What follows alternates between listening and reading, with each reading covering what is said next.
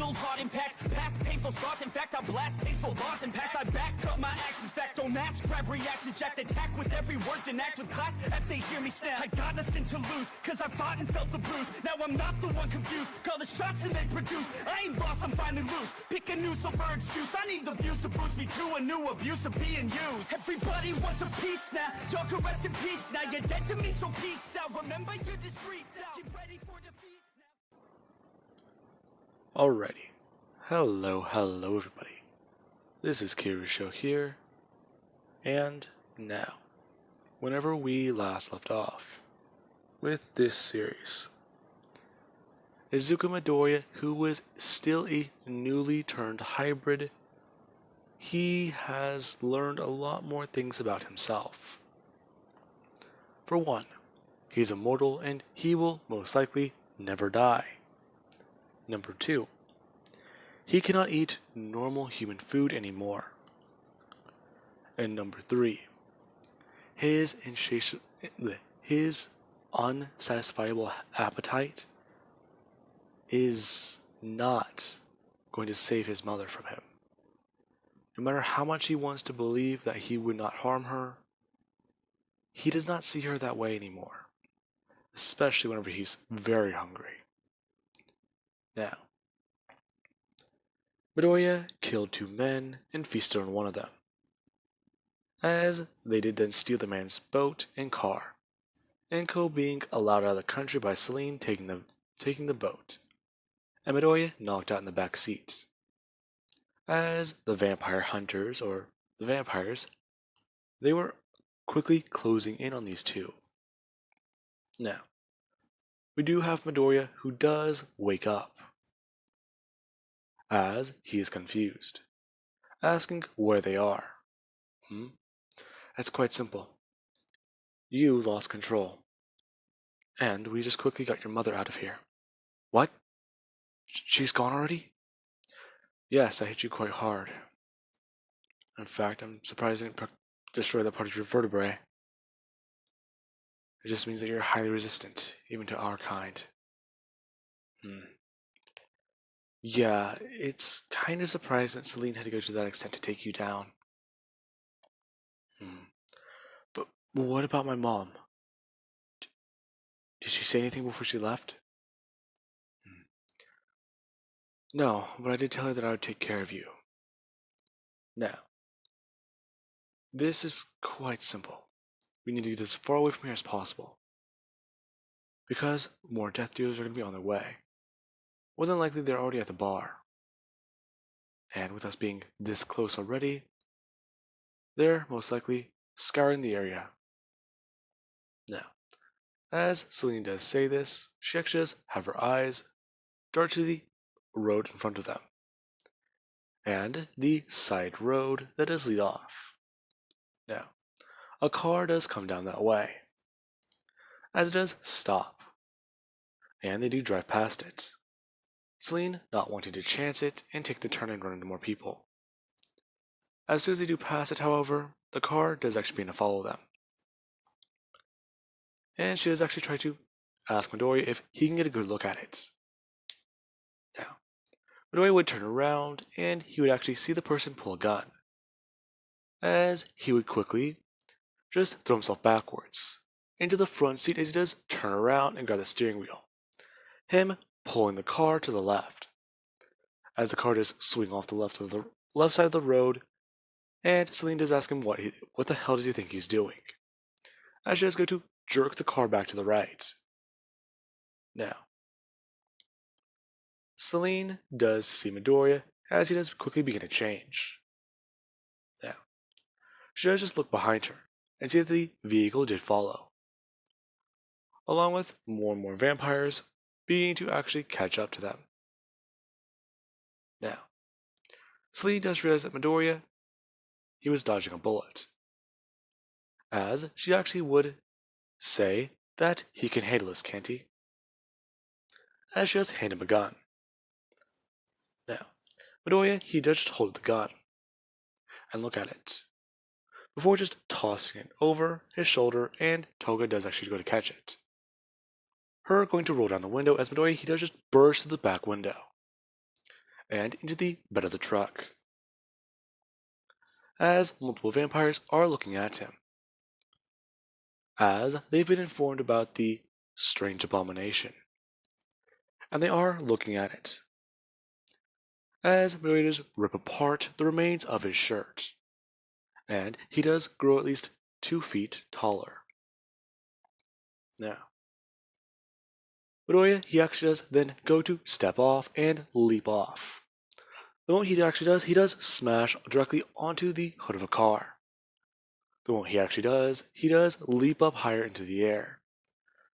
And he does smash directly onto another vehicle, it being a bigger truck. Now, the moment he did smash onto the hood of the car, he damaged the engine. And they lost all the power in it, as the vehicle does get rear-ended by the truck. The man jolting forwards as the gun in his hand does move downwards, and he does fire through the glass, as Arias bring back his fist and smash through it. Grabbing the man by his throat, he does dig his nails into it. The guy in the passenger seat trying to bring up a shotgun. However, Midoriya, he does just grab the barrel and go to pull it backwards. As the guy does go to pull down the trigger, the shell is ejected. And Midoriya, he does just grab it before spinning it around, and smashing it through the vampire's chest. Now, Midoriya, he actually does then grab the steering wheel, as he does climb over more and smash this guy's kneecap down, as the guy, his foot is now stuck on the pedal. As Midoriya, he does just do one thing. He does look behind himself and see other vampires, as he's shot in the shoulder. Him trying to look, as he does just go back to the wheel and smash the car into it. As we do have Celine watching all this go on, and Toga, who's currently leaning out of the passenger seat, firing off at more people, more vampires. As she does ask if that guy really does not have control over himself. It's strange. I've never seen a creature like him before. Tactical. And thinking. Apparently once he's well fed, he does have higher thoughts. That's a scary thought, isn't it? What is? Think about it. He has none of our weaknesses, all of our strengths. If not, a higher form of each. And think about this. Imagine a lichen and a vampire mixed together with higher thoughts, not just working off of primal instincts like a werewolf. How scary does that sound? That sounds pretty bad, especially without a weakness to silver. That is true. And he might just be it. No wonder they're so keen to kill him. They're afraid of him. And what might become of him? Now, Celine is trying to think. They can have him as an ally, can't they? Or is it because they've already killed an elder that he'll be killed? Technically, Midoriya is the one who did it. Celine was just there in the room. Yes, she was fighting him, but Midoriya, he did do it ultimately. So, if they go back and explain that he is the missing link to the Corvinus family or bloodline, what are they really going to do? Midoriya would technically have sway. He's the descendant of the first immortal, is he not? Now, Selena is trying to think of this tactically, as she does wonder. They should probably visit him. However, right now he's a bit busy, is he not? He could be anywhere in the world. They need to find some way to track him down. Now, we do cut back over to Midoriya, who does actually leap off of the truck and onto the top of it. As we do have Midoriya look around. A vehicle is trying to speed past him as Midoriya does just jump onto the roof of it. And they do try and knock Midoriya off. However, he does just punch his fingers through the roof and go to forming a fist, as he does just hold on. Now, Midoriya does bring up his other hand, as a vampire does go to jump out of the passenger seat and fire a gun upwards at Midoriya. They're able to fire 3 shots at Midoriya before he does just sweep the gun out and pull them onto the roof, before gnawing into their neck and beginning to drink blood. Now, the vampire does pull a knife and try and stab Midoriya. Them actually finding that Midoriya, his skin, it's insanely tough. They're trying to stab a silver blade into him. However, the blade's, it's just scraping against his skin. Sure, it's causing a wound, but it's not going in. That's the problem. Now, eventually the vampire does stop flailing. And Midoriya, he does just throw their body at the truck, before he actually does jump onto the hood and turn around. The vampire doing one thing that any logical person in this situation would do: hit the brakes. Now, they do that, and Midoriya, he gets sent flying, as he actually does smash backwards onto the road, before he does get ran over. Now, Celine, she actually did see Midoriya sent flying, as she does actually try to turn around. Now, with the people chasing her still en route, Midoriya, he does have everyone behind them. People are passing by, some are stopping. And Midoriya, he actually does have somebody. The person actually trying to run Midoriya over, and do it again. The person thinking that they crushed Midoriya's head, and killed the abomination. Now, we do just have Midoriya, who does just lie there in the street. His neck is twisted, his arm is broken, and possibly even shattered, as a, 2-ton vehicle just ran him over, and backed up on him. The person walking forwards, as they do go to put 3 solid in Midoriya's chest, and they do walk over and try to kick him, see if there's any movement left. Not so tough now, were you? That being what the person does say, before Midoriya just does reach his hand up and wrap it around their leg. The guy going to bring his gun up and try to fire off more on Midoriya's back. Him unloading the entire clip before you just hear the click. And Midoriya, he does just do one thing. He just bites into the man's leg and rips out the bone, as the guy goes falling backwards and screaming out in pain. Now, we do have the other people who are getting out of their vehicles, watching the guy back up as Midoriya, he just go running in. Him actually being able to tackle onto a guy and spin him around, being able to pull the gun out of his hand as people are firing at him. Midoriya hiding his face as he does just fire the gun wildly, and people are trying to get around him, talking about how they have to move, and how the hybrid or the abomination simply cannot outsmart them. That being when Midoriya, he actually just tossed the guy upwards into the air, directly towards 2 people. And he does move faster, slicing through 3 more vampires, as we do have one who is running away, them hiding behind a car, as we do have Midoriya on the driver's side, who's currently ripping apart a vampire with his bare hands, and blood is being sent flying in every direction,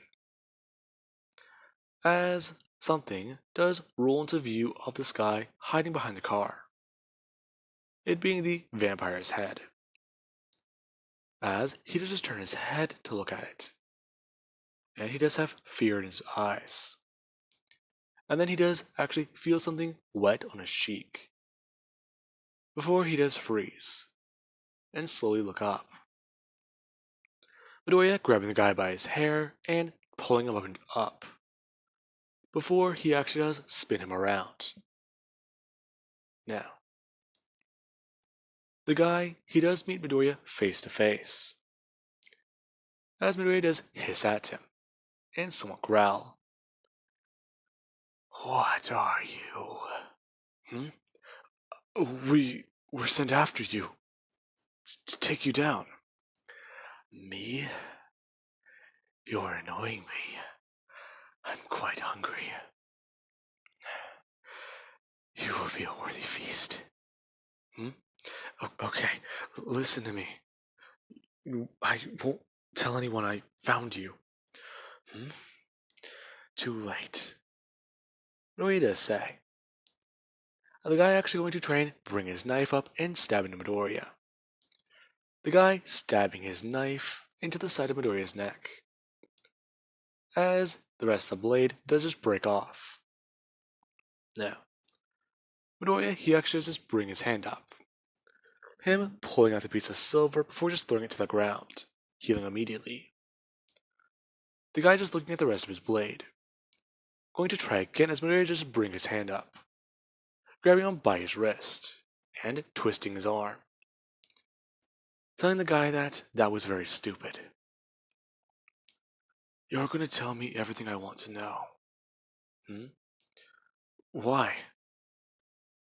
Didn't you just learn everything from them? Hmm? Now, Midoriya is actually being to start reverting back, as the guy does see Midoriya shrink down a bit. Listen to me, Midoriya would say, his eyes still black and his teeth still sharp. I got pulled into this bullshit by all of you. I don't know what's going on. You've all hunted me down for my entire life. My father, my grandfather, my grandmother. All my generations of family, running from you bastards. And now you finally got me. Whereas they still twist the guy's arm. Now, the guy actually has been screaming out in pain, as the bone actually just popped through his clothing. Midoriya is still twisting, telling him that he was a bit too busy eating. He's a newborn, as they call him. Hmm? Already? Yes, and I did kill your one elder, Midoriya would say, as he does just rip the man's arm off. Now, the guy, Midoriya does just toss backwards, him screaming out in pain. As we do have Celine. She was able to get away from and take down her pursuers, along with Toga's help. And they did circle back around to try and find Midoriya. However, what they find is a, well, pool of blood and viscera, along with Midoriya, who is currently just gnawing on an arm, in the back of a truck. Now, they do both see him, as Midoriya he just does continue chewing, not even paying mind to the footsteps he does hear, until someone does say his name, Izuku. Midoriya turning his head as they do see his face, covered in blood, asking about where he got that. Hmm? I took it. A gift from one of the soldiers. Hmm? Which one was that?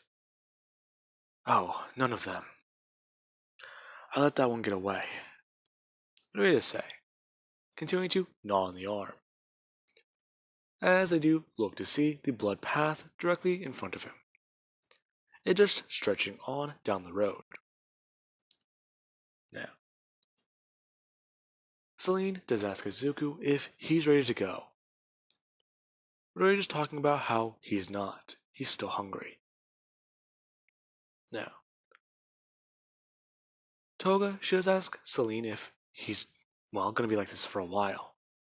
Hmm? Yeah, so it's best to get used to it. Now, Midoriya does just toss down the arm, talking about how it doesn't taste fresh anymore. As he does just walk over to one of the soldiers, pulling free another limb and beginning to chew on that. Now, Celine is giving a hypothesis to everything she's seeing. This boy, his hunger cannot really be that great. And he took down an entire squad like this in a somewhat feral state. Now, she does try to ask Midori about his training. Him turning his head and saying none. Continuing to chew his food, as they do have to quickly leave the area. Midoriya taking the body part with him. Now, eventually they do have to pull into a garage, or an abandoned building. And Midoriya is tasked with blocking out the windows, since it's already sunrise. Now, Midoriya, he has calmed down a bit, as Celine does try to understand Midoriya's condition, asking him if he does feel full now. Midoriya simply just saying yeah he does, taking the eaten limb and throwing the rest of it in a trash can, or at least some container, asking her exactly if he lost it for a minute there. You did a lot more than lose it. Along with that, you let an enemy get away. So now they know your face. Trust me, I don't think it's my face he's gonna worry about. That was pretty cool though. So good to say. Midoriya trying to look at her, as she does continue talking about how Midoriya was able to kill everyone and take them all down. Yeah, so that was quite a feat. I don't think you'd take down Marcus. Marcus? Who's that? The first vampire. Trust me. If he's ever awoken, then there's going to be a lot more problems. Just like the first Lycan. Wait. The first Lycan and the first vampire. Well, of course. Obviously, there had to be a first of the species. I wonder. Is it possible that if I kill both of them? Boy, you're talking nonsense. Listen to me. Midori would say, asking about how if it's possible for him to kill both of them, would he be free of this curse? Now, Celine does go to open her mouth. Her answer swiftly about to be no. However, she does somewhat hesitate, wondering about that herself. To which Midori would just simply say that's what he wanted. You see, from the looks of that, you're unsure. So I know for a simple fact, if I kill both of those two, I could turn back. Turn back. Child, your body has gone through extreme changes. Are you really certain that you might not just die? Die? I thought I was immortal. And the typical sense that you can't die of old age or illnesses. You're not invulnerable. Now, Midori would just say the words, I beg to fucking differ. To which Celine would be annoyed by. Now, with that being said, I do hope you guys enjoyed. To have an amazing night. I'll catch you guys in the next part.